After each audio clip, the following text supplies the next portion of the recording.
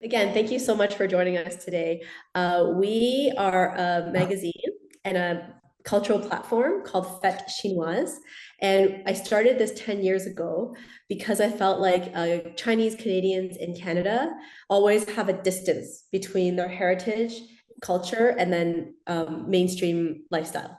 Yeah. So your work is just so beautiful and so amazing, and everything that every Chinese Canadian family, I think, dreams of having in their home as a lifestyle.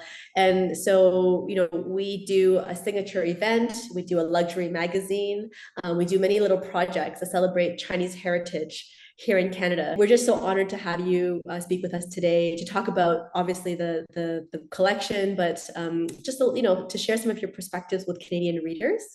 So why don't we get started?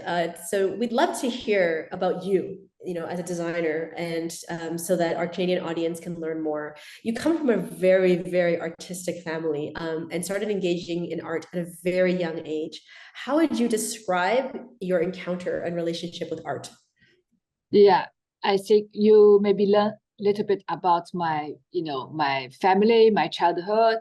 And I think I'm very lucky and grateful that I was born in a family where art is everywhere and where even the air you breathe is filled by creativity, art, and maybe when I was a child, I do not feel that. But now when I look back, I feel how intense it was.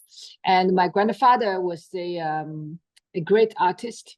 And that time during 60s, 50s, 60s, 70s, in these artists, they are really multi-talented. They do, my grandfather, he do ink and brush painting, calligraphy, seal carving, the oil painting, the sculpture, the guqing, the violin, the research on the antiques, history of the glass, it's like your whole life is doing so many different researchers and creations. And he was pioneer because he was one of the very first Chinese artist generation who went to abroad to learn Western art.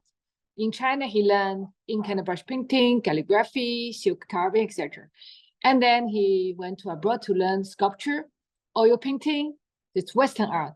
And I always say that my grandfather is my the ideal, because he started that such pioneer avant-garde dialogue between East and the West, between the history, past, and the future, 100 years, 1 century earlier than me. He is the master, I'm just following, it's so that's my grandfather, Jiang Qiong Er.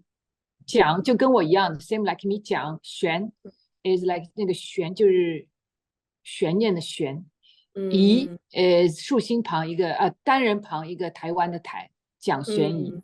And my father, my mother, my parents, they are architects, and so I'm the third generation in my family with my brother. My brother now is architect who is living in United States, in Texas, and so we are the third generation in the family who is engaging in art and creative works. So I think that's how we started. Is like you were born in a family full of that. So it's not like, that's why there's one French journalist who asked me how you choose art. I said I did not choose. You just was born in that kind of art pot, and you just naturally filled by the passion, by the inspiration, by the daily life. Your daily life is born like that.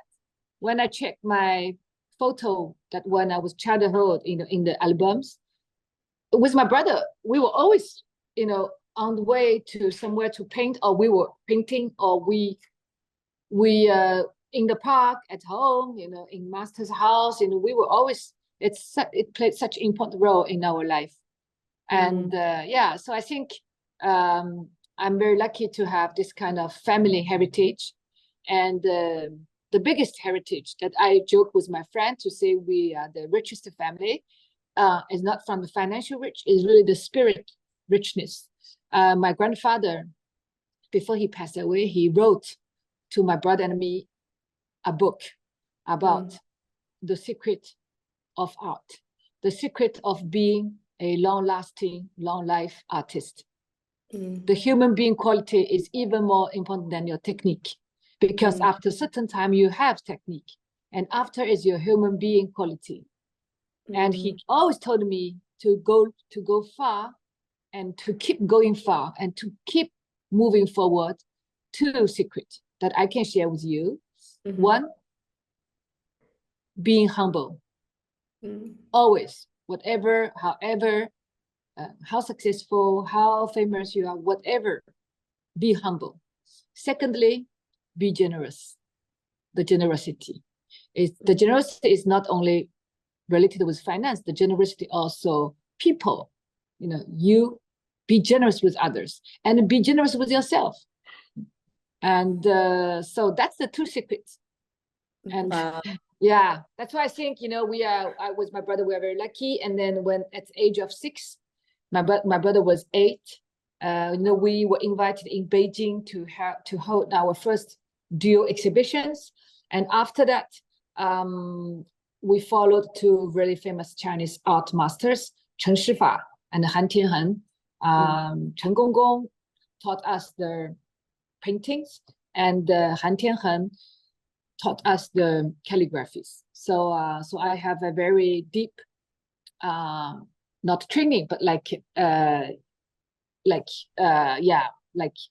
art lessons, you know, with these masters in traditional art, and which is make me very deeply rooted from Chinese culture. And I think my few years in France, you know, for my master degree, give me the wing. You know, it's like giving the wing. I have my feet deeply rooted in the Chinese culture, and I have my wing that my few years in France, you know, allowed me to fly far, you know, and do something different.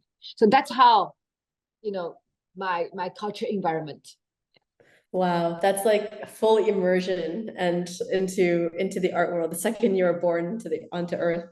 I have a little daughter, and I actually have her draw every day as well, and it gives me the shivers just listening to you speak about how you were immersed in it at the level that your family was involved in art. And you know, every little kid, you know, has an opportunity to explore the world in art, right? But it sounds like yours was so rich and so wonderful. You know, you mentioned your grandfather was the first to go abroad from China to study arts, which is amazing. You said a century ahead of us. Like, how many of us can say that, right? A century ahead. So is that the main reason why you were also inspired to choose your master's? Like when you went to France to study interior design, like did you encounter any like challenges, or like was it like unlocking a whole new world when you were at the French National Academy in Decorative Arts? You know, during my last year in Tongji University, I went to Europe alone. Like I went to France, Germany, and Italy. And that time, I was, you know, prepared I passed the TOEFL test.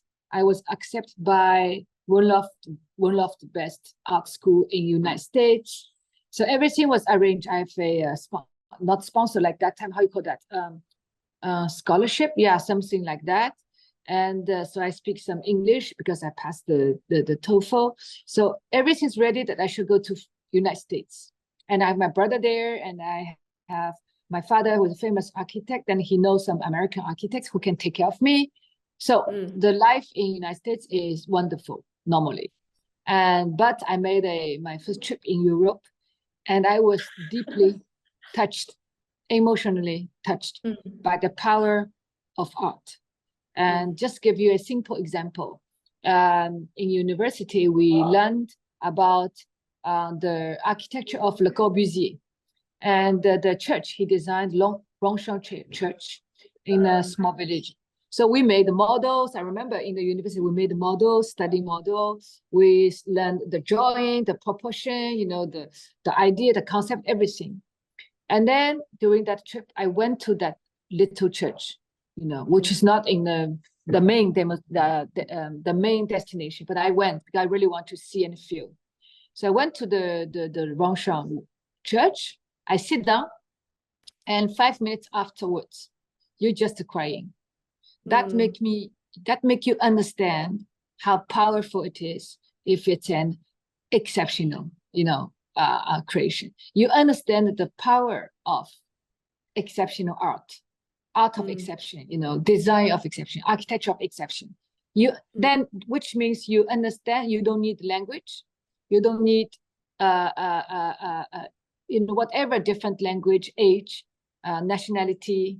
When it's powerful, it's you don't need any language, or nobody explain to you, nobody there talk to me, just itself. And of course, in France, I saw some other painting, artwork that you learn from the school, but when you're in front of that, you understood the power of that.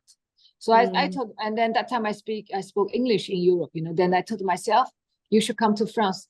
If one day you can speak their language, you can talk with these people, read their book, original version, watch the movie, the original version, everything, what kind of rich surprises were waiting for you.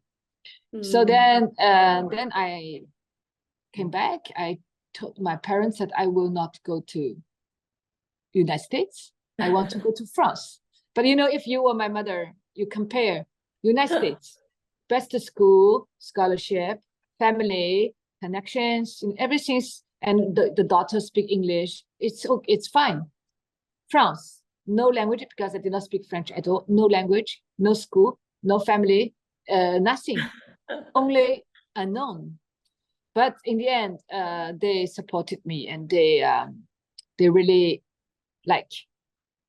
the only thing they asked me is think 2 times, 3 times, which means you made your decision. You want to go to France, we support you, but you should not come back in 6 months to say, hi, mom, finally I want to go to the United States. Think, make the decision, think twice. So I remember I thought it for 2 weeks. Then I went back to my mother. I said, yes, I go to France. Then they supported me. So do you imagine my life? What will such big difference if I went to United States that time at the age of 22? It's like 24 years ago, and went to France. The destiny, the fate, the life is like 2 movies. Yes. Yeah. Well, it just speaks to how deeply touched you were, right? To be there and just take in that museum, and it really moved you and changed your path of life, right? That's incredible. Yeah, but I think again, destiny is also in your hand, because because sometimes we need to be really brave to not choose the easiest, because sometimes I think sometimes, not always, but sometimes it's worth to try not choose the easiest that life reserved for you, because when you choose some passes that look like more difficult, challenging, but there always reserve some surprises, good or bad, but that creates some life experience. Yeah, that's very profound. And I think anything worth doing is always the harder route, right? And which brings me to this. So you studied in France, and obviously Europe is highly respected globally for the arts and everything that's designed there and created there. How did you find your unique contemporary perspective in interpreting the richness of Chinese culture using this extra layer of education in France? How did you bring it together? I think there's no formula to the mix of this.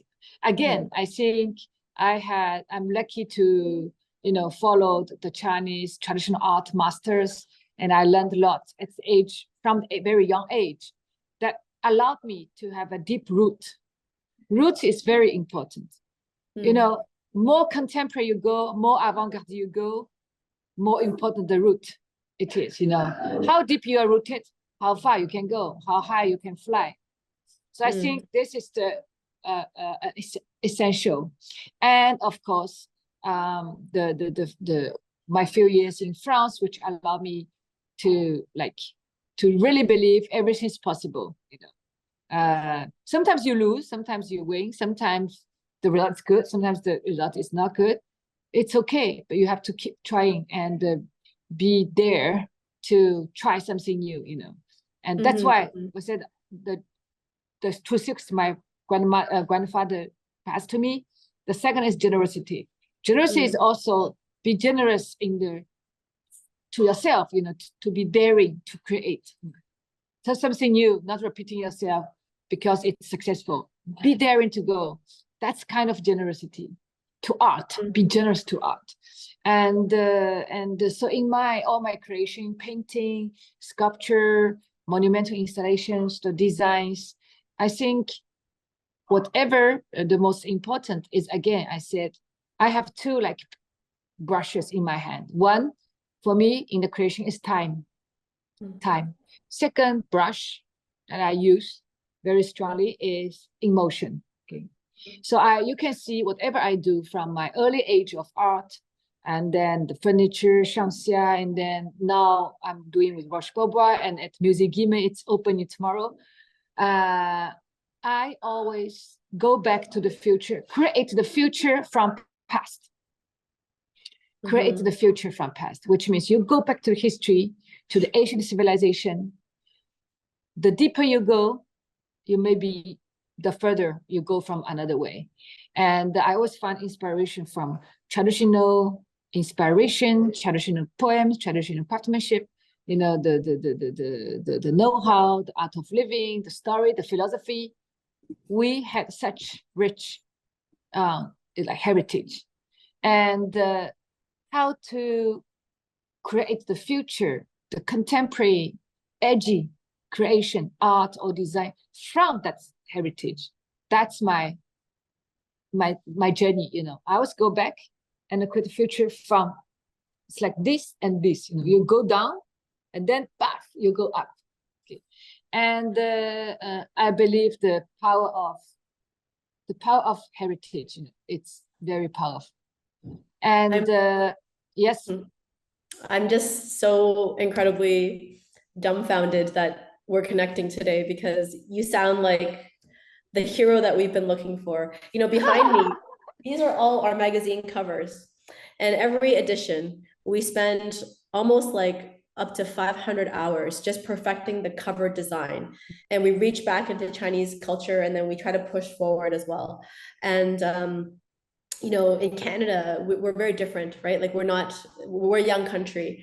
And so to hear from the master's mouth, the things that we've been thinking, the validation of what we're doing, and, you know, why we've been so drawn to your work, you know, like we'll send you the copies of our magazine where we've always featured at least like several pieces from Shangsha. And I just feel like so touched by everything you're saying, because time and emotion, it's exactly it, right? Yeah, yes, thank you. And emotion, it's another important like brush is in Chinese. I don't know, you speak Chinese or not? Little bit? Yes. I speak Cantonese. Yeah, I can listen to it. Yeah. In Chinese, we say from the creator side, we try 寄情于物, okay? Put now emotion, 寄托我们的情感在物，我们的物 means what we create, you know, 寄情于物. And from the collector, the user, you know, the public, maybe they can feel the emotion, then it's 情由物生. The emotion will be born from your creations. So yes. I think that's, I think the most precious and priceless in all of different creations is about time and emotion. And if that's why these are my two most important brushes, afterwards, you know, they are the technical impressions you use. I can use these two brushes to design collection for Roche Bobois, to create a monumental installation for Musée Guimet, to create a Ferrari car unique piece for Ferrari, to make a short movie, you know, you know, for documentary, you know, to paint a painting, to do a sculpture. It's the same, but then I can, you know, I'm free to use these two elements as brushes to create with all different kind of, you know, expressions, you know. Yes. They are truly the main tools in real art in a way that can touch people. That's just incredible. I can just picture you like there, like using this brush to paint out a piece of furniture, even though you're painting out, you know, like an ink painting or, you know, directing a film. It's just incredible. You know, in terms of like how you've been able to promote Chinese culture on an international level is just so impressive, and it resonates deeply with us because so to illustrate the contrast, you are steeped in this environment of art, in Chinese art, which you know, correct me if I'm wrong in phrasing it this way, but I think that just for the average audience, right? Like, I think that Chinese art is often like mysterious. Like, there's a distance between like, oh, what does it mean? You know, is this authentic? Like, there's a lot of questions because, you know, not everyone gets to travel to China. Not everyone gets to study like, or be born into a family of art like yours. And I think especially in a Western environment like North America, there's a lot of misunderstandings and a lot of like gaps in terms of like that connection. And all someone that like myself wants to experience truly is just to be touched, is just to be like completely connected with my heritage and feel like I understand without language, without anything else, just to have something in front of me or to be immersed in something that feels like this is my root. And a lot of diaspora families who are in North America, I think, are missing this. And I think what you've been able to do is to promote Chinese culture on an international level so that families like ours can have some access, some hope that, you know, there's somebody out there doing this to promote culture on a global stage.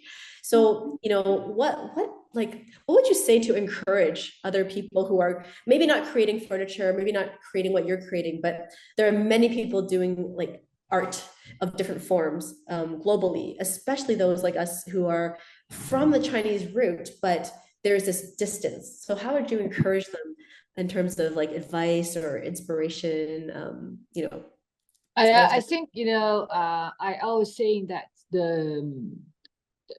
there are 6 wording is very important for the creation is 取之神, 气之行.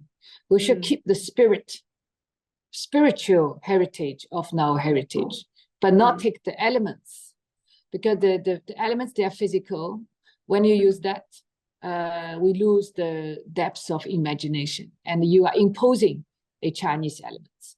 But when you dialogue with the spirit, or when you dialogue with the philosophy, or when you dialogue with a proportion, you know, something abstract, then for old worldwide people, they maybe feel something, you know, but you don't impose an element.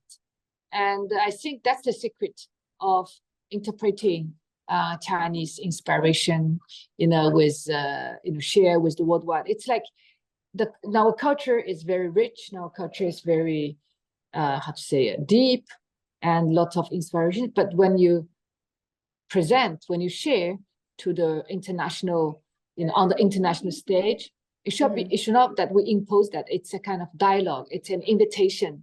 It should be accessible and light. Once the people and choose seduced to enter into your universe, then it can go deeper in its different layers of discovery. So I think, again, the most timeless or international like creation is without Chinese shape, without Chinese elements. It's about this abstract feelings, proportions, emotions, spirit, philosophy. And yeah, I think whatever we do, the fashion, the furniture, the jewelry, the painting, and installation, the space, you know, I think that's at least what I tried to do during last 20 years. And again, in the end, you are Chinese or you are not Chinese is not important. Is what you created, touch, whether it's, you know, touch your heart, you feel, you know, wow, you feel it's like, you know, it's like kind of, you feel, it's like when you feel in love, fall in love, you feel your heart is beating.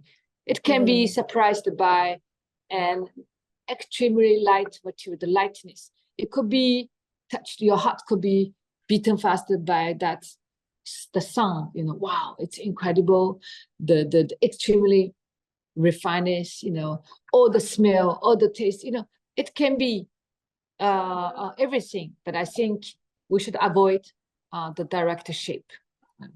And and I think there's no fixed formula. Again, we keep trying, keep doing, and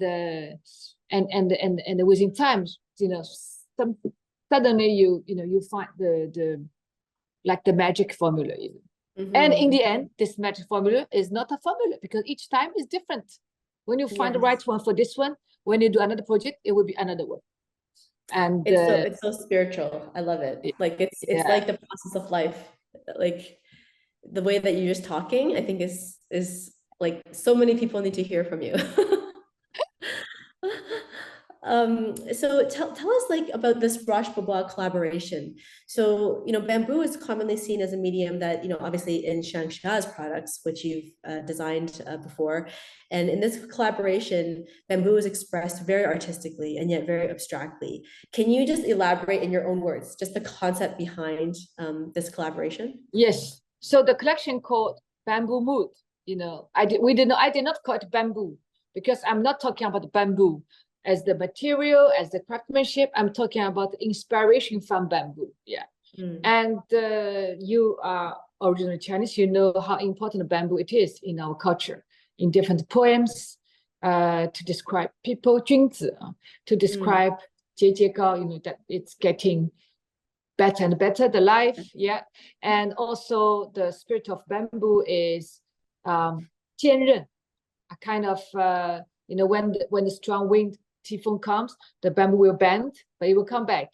So it's kind of, how you say in English, resilience? No, resilience. Resilience. Yeah, yes. Resilience. And so bamboo has lots of this kind of strong symbol in our culture. And in this collection, I want to share the spirit, the inspiration of bamboo. So you can see in the whole collection that there's no bamboo material. Neither a bamboo, no bamboo leaves. And what I used is the rhythm, the melody of bamboo. In the whole collection, you can see 4 different bamboo melodies. First, if you saw already the collection photo, first is coming from the screen and the alt table. You see the rhythm is quite intense, so it's ta ta ta ta ta ta ta ta ta ta. It's a real rhythm. And then second rhythm is from the tea table. The tea table, it's like deeply rooted. It's like coming out from the earth. So it's like a base. Like yes, it's like a foundation. Yeah, it's foundation. So it's like a base. So it's another melody, and deep. And then the third one is the sofa. You see the sofa. It's like the bamboo, just a bended bamboo, lie down. Okay. And I love it. And it's like when you kick the gong, it's like a long last echo, dong, like this, like the gong, the echo of the gong. So it's another melody.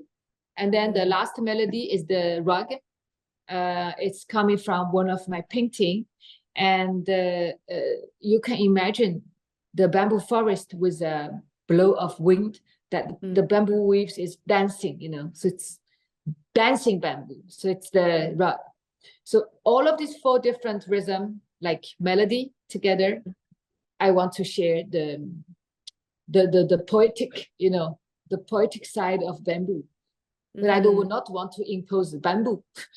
And and again, I want the collection with Roche Bobois. I'm from Oriental. There's a little touch of Oriental, people can feel, but there's no elements, or a kind of image. So it's in the melody. It's in the melody. It's in the imaginations, and the color I use celadon. It's a very beautiful Chinese porcelain color. But I use in this collection, it's made of lacquer, and a coral red, very soft, tender red, and then of course little bit imperial red and a little bit gold, which represents, which had the symbol of the noblesse.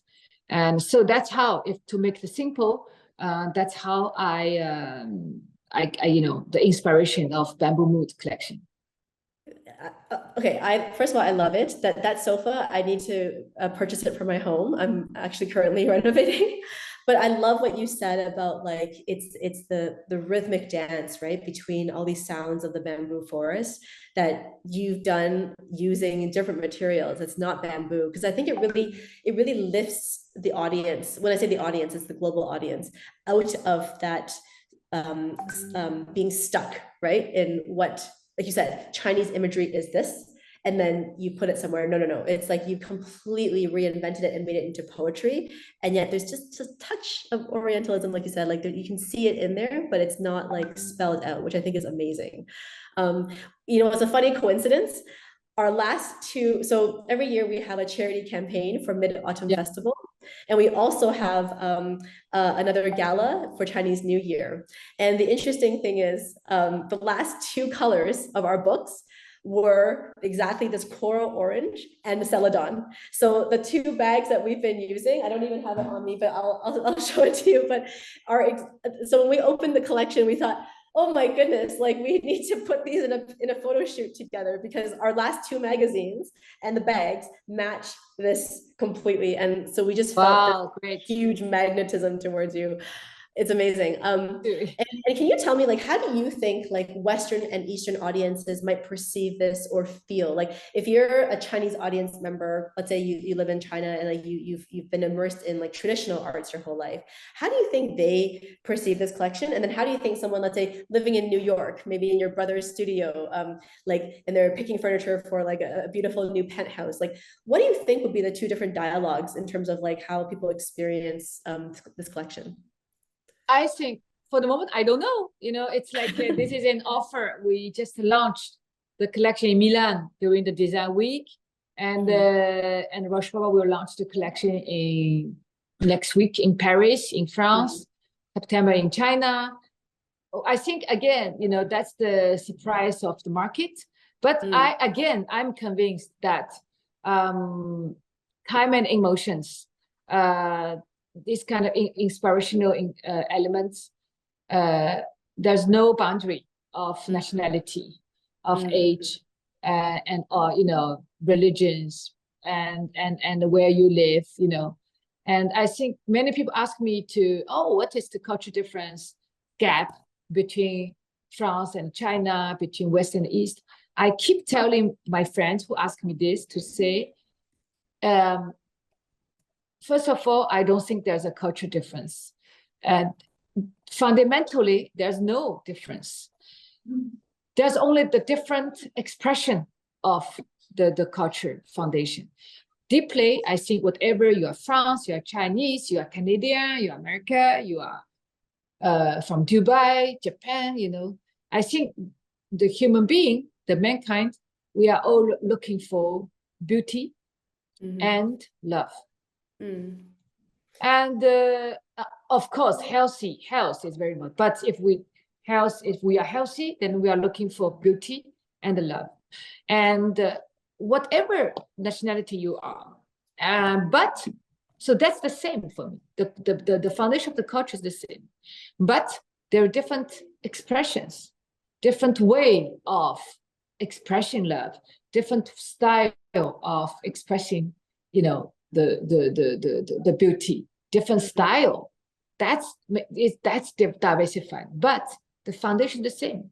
So for me, there is no cultural difference. There's only different style of expression for love and beauty. And that's why the collection, it's you know, I think, I hope and I wish, but I think again, you know, it's we should not separate the Chinese market feedback or Western. Again, I think this is an offer to the world. And again, art creation, you cannot satisfy 100% of people for sure, you know, because it's not mathematics. There's no standard answer. Whatever you create, somebody will like it, somebody will not like it, somebody will not understand it, somebody will just addicted to it, somebody will just feel, it's nothing to do with me. It's you know, that's the diversified expression, you know, and understanding lecture of beauty and love. So so let's see. Let's ask Roche Bobois in 1 year, you know.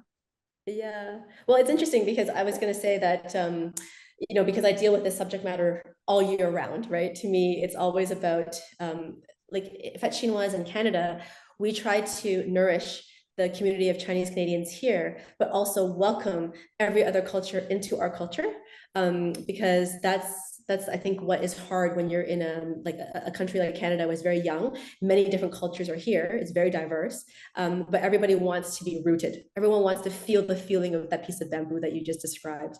And so what I felt about this collection personally, if I could share with you, is that I felt like, wow, this is the bridge. Because as the lens of somebody who's Chinese, I felt like, oh, I see the poetry, I see the elements, but also as somebody who's raised in Canada, I feel like all my friends can understand this.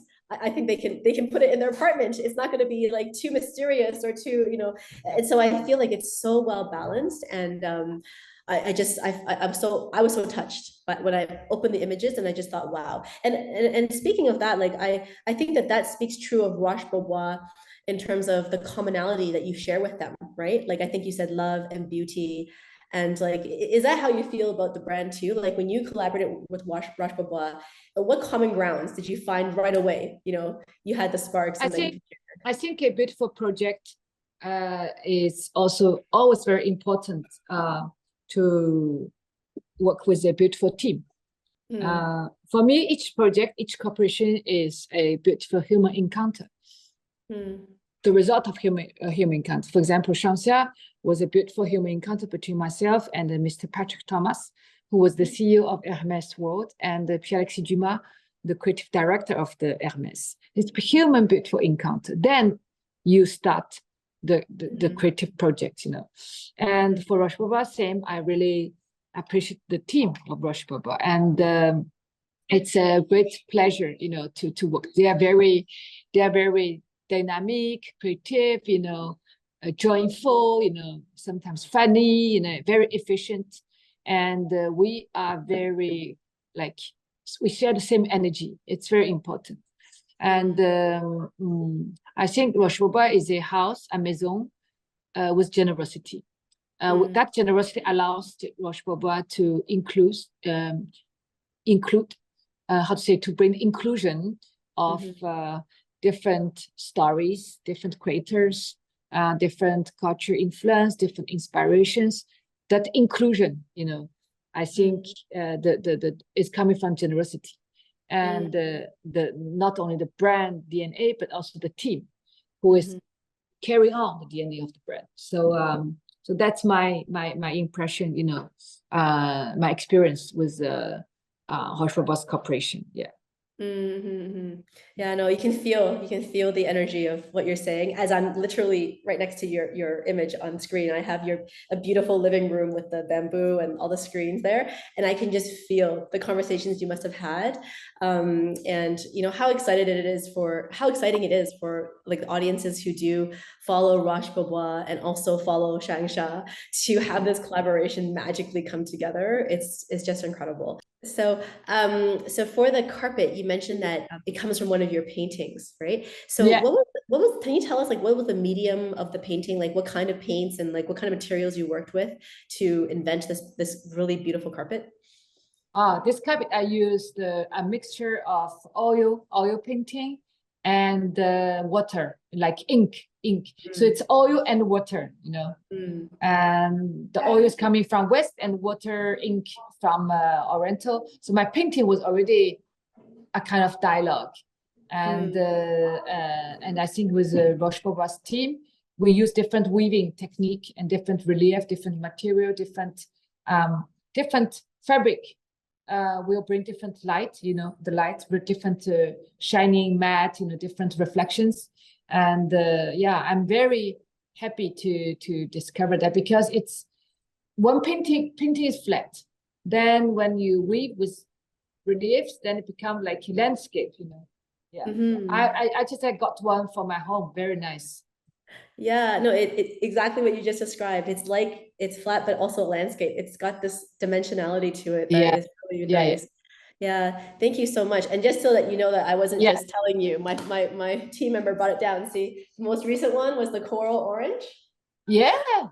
And then the other one was literally the celadon. This is like the latest two that we've been giving out. So it's so funny that the collection is the colors.